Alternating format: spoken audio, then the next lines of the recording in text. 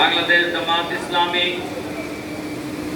মাগুরা জেলা শাখার উদ্যোগে আয়োজিত আজকের এই ওয়ার্ড সভাপতি সেক্রেটারি সম্মেলনের জনাব সভাপতি,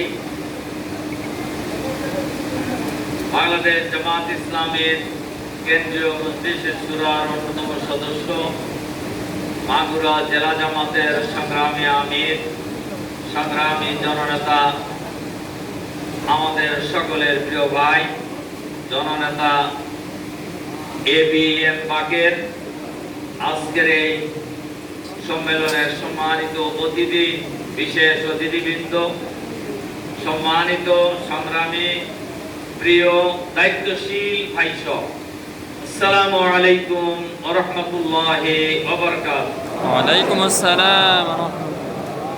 আল্লাহ তাআলা শুকরিয়া, যিনি মেহেরবানি করে অনুগ্রহ